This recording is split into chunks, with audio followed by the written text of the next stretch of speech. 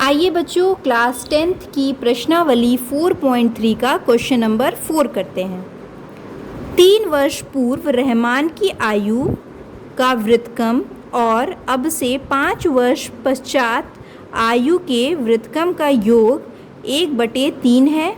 उसकी वर्तमान आयु ज्ञात कीजिए। तो बच्चों हमने बताया है आपको कि जो भी हमको ज्ञात करना होता है उसी को हम x मान लेते हैं। तो हमें इसमें क्या ज्ञात करना है, हमें जो रहमान है उसकी वर्तमान आयु ज्ञात करनी है। तो हम मान लेंगे कि माना रहमान की वर्तमान आयु x है।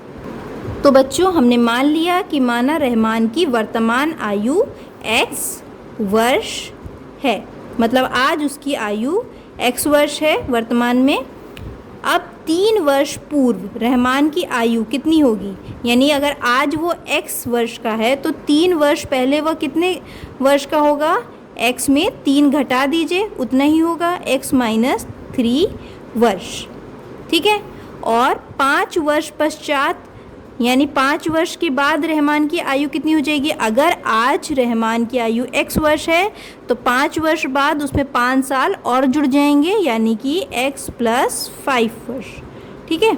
अब आगे क्या बोला है उसने, अब उसने बोला है कि 3 वर्ष पूर्व रहमान की आयु का व्युत्क्रम, व्युत्क्रम मतलब होता है कि रेसिप्रोकल यानी कि उल्टा।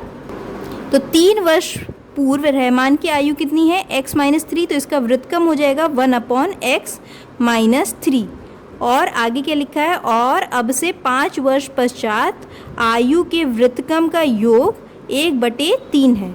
तो 5 वर्ष पश्चात कितनी आयु है, x + 5, और इसका व्युत्क्रम हो जाएगा 1/x + 5, और इसका जो योग है यानी जोड़ है वह कितना आ रहा है, 1/3 आ रहा है।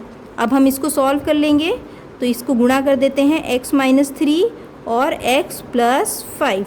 x + 5 का यहाँ करा और x - 3 का यहाँ करा, बीच में आएगा प्लस का साइन = 1/3। अब इसको खोल देते हैं दोनों ब्रैकेट को, x + 5 + x - 3 अपॉन ये जो नीचे है इसका हम कर देंगे गुणा, x - 3 और x - 5 का गुणा कर देंगे। तो x का x में गुणा किया तो होगा x², फिर 5x - 3x और 3 × 5 = 15 माइनस का 15 बराबर 1/3। अभी देखिए x और x 2x हैं तो ये जुड़ जाएंगे, ये हो जाएगा 2x, और ये 5 - 3 हो जाएगा 2 अपॉन ये x² है, ये 5x है और ये 3x है। तो 5x में से 3x जाएगा तो बचेगा 2x। तो x² + 2x - 15 = 1/3। अब हम कर देंगे तिर्यक गुणा, तो 3 का गुणा हो जाएगा इधर 3 × 2x + 2 और 1 का गुणा हो जाएगा इससे, तो ये हो जाएगा x² + 2x - 15। तो ये हो जाएगा 3 × 2 = 6x + 6 = x² + 2x - 15।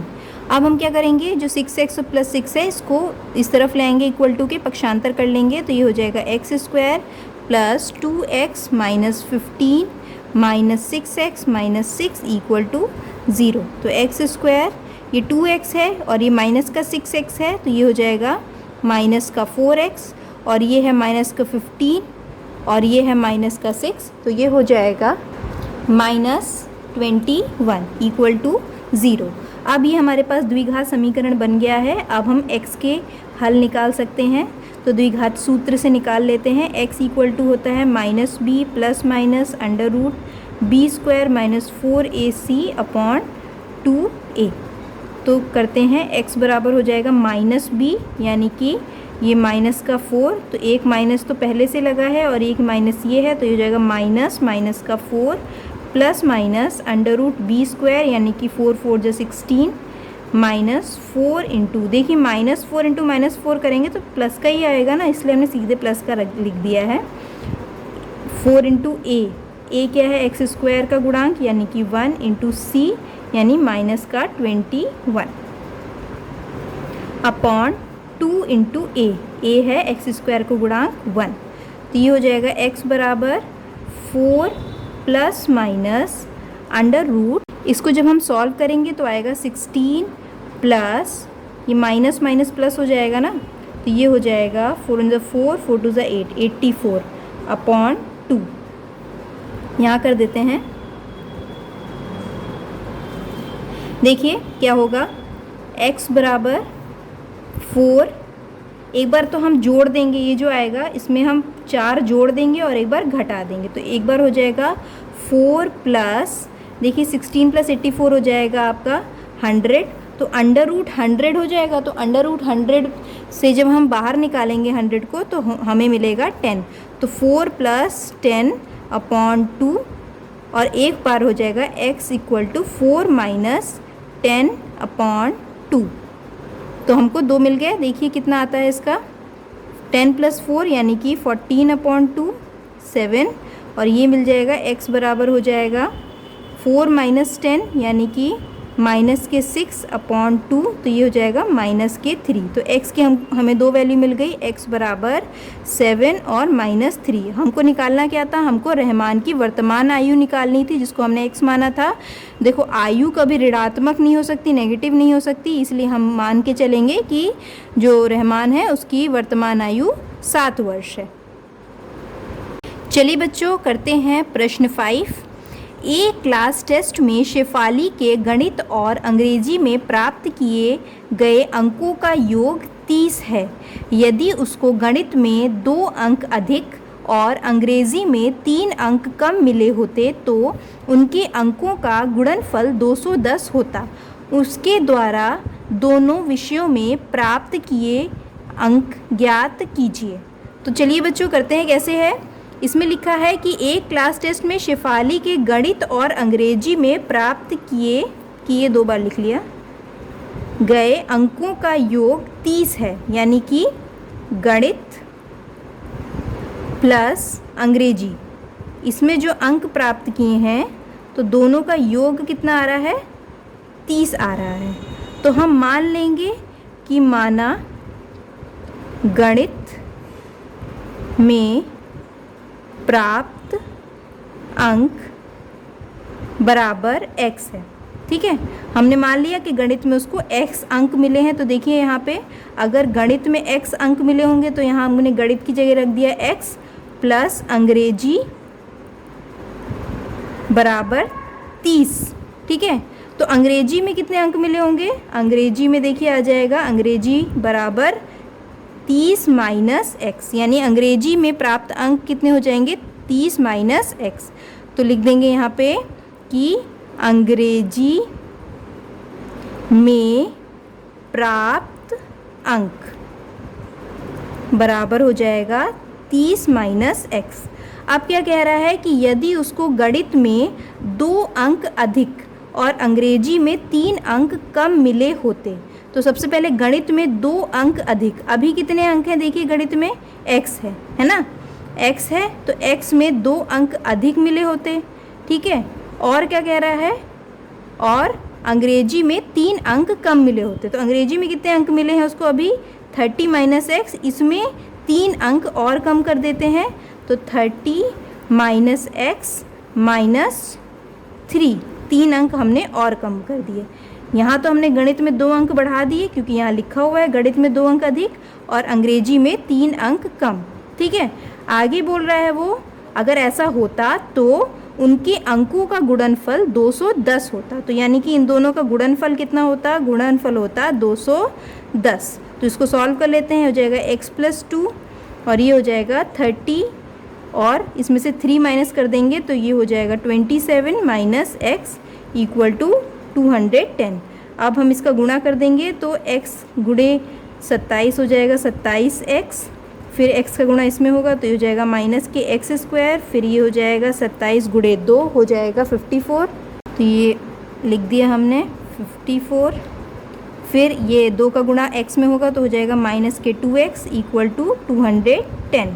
अब इसको सॉल्व कर लेते हैं, देखिए इधर 2x है, ये 27x है, ये माइनस का है, ये प्लस का है, तो ये घट जाएगा, कितना हो जाएगा, ये हो जाएगा 25x और ये है माइनस के x स्क्वायर प्लस 54, ये 210 इधर ले आते हैं तो माइनस 210 इक्वल टू 0। तो ये जो माइनस का एक्स स्क्वायर है इसको पहले रख देते हैं, क्योंकि इसकी जो घात है वो बड़ी है ना, तो इसको पहले रख दिया। फिर 25x और माइनस 210 और प्लस की 54 हो जाएंगे, माइनस होके माइनस 156 इक्वल टू 0। अभी देखिए यहाँ पे एक्स स्क्वायर के आगे माइनस का साइन है, तो ऐसा करते हैं माइनस कॉमन ले लेते हैं। तो माइनस कॉमन ले लेंगे तो क्या होगा कि जो माइनस में है वो प्लस में बदल जाएगा और जो प्लस में है वो माइनस में बदल जाएगा, और माइनस कॉमन लेके इक्वल टू की दूसरी तरफ भेज देते हैं। तो ये हो जाएगा x square minus 25x plus 156 equal to 0। ये हमने माइनस कॉमन ले लिया है, तो जो प्लस में था वो माइनस में हो गया, जो माइनस में था वो प्लस में हो गया, और माइनस कॉमन लेने के बाद दूसरी तरफ भेज दिया हमने माइनस। तो ये 0 के आगे माइनस लगे या प्लस लगे इससे कोई फ़र्क नहीं पड़ता है। अब देखिए बच्चों, इसको सॉल्व करते हैं आगे।